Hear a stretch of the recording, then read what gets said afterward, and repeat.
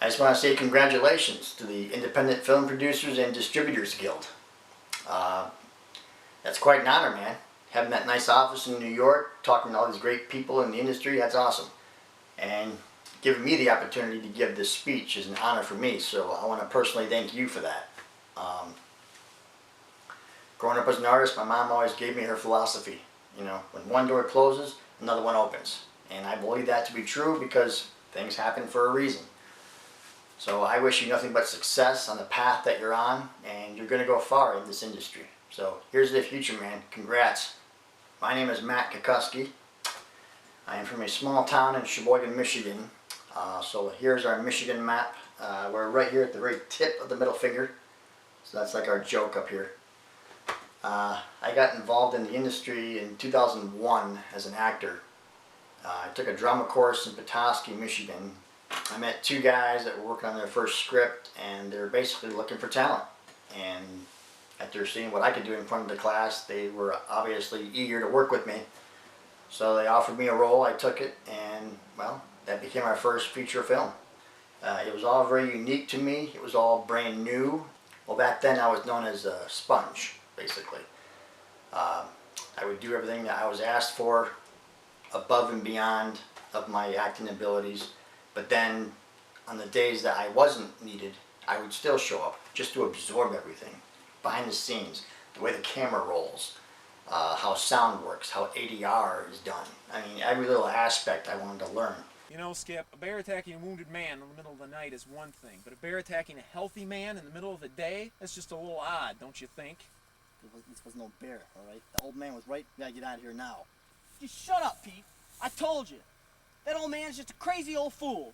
There ain't no such thing as a woodlands creature. It's just a bear. Bear got a taste for blood, so he came back for more. And I told you. I don't want to hear any more about that crazy old man. The film was very interesting as far as how it works, and so it really piqued my interest. It's here to kill us all. What are you talking about, you crazy old fool? Leave now. This place is cursed. Calm down. Well, what are you talking about?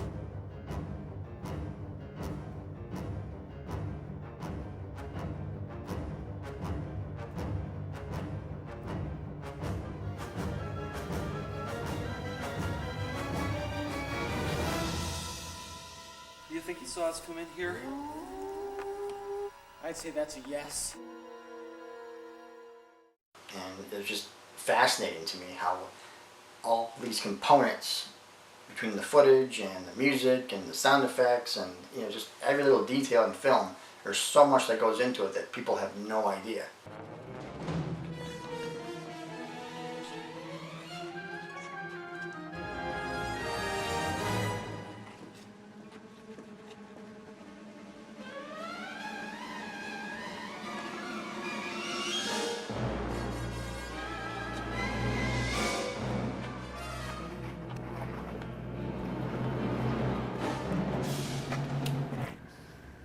I wouldn't do that if I were you. It keeps me busy, it keeps me occupied, it keeps me in the artistic world that I feel I belong in. I think film chose me for a reason. I formed my own production company in 2006, Defective Dream Entertainment, and I just pursued it. I put my foot forward, I opened that door, and just never looked back. Over the last 14 years, I've created a lot of art. I've met a lot of people in the industry. I've made a lot of new friends. Some I'm really close with to this day. My experience in the film industry has changed how I look at movies, simply because over the last 14 years, I've been the writer, director, producer, film editor, cinematographer. I do all my own casting because I'm very specific on who plays what. So, all these aspects, all these elements involved, to some people, it can be a real headache, but to me, it's well worth it because in the end, it's my vision, my story, my concept being seen by a live audience, and that's the biggest payoff that you can have in this industry. Big premiere in Sheboygan back in January, which I was lucky enough to be able to get 400 people, if not just over. Front page news. Oh yeah, standing ovation. It was the proudest moment of my life of putting this film out.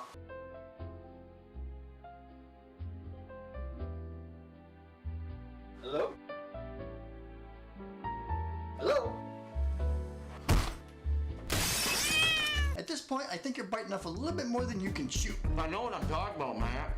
We're close on this. Trust me.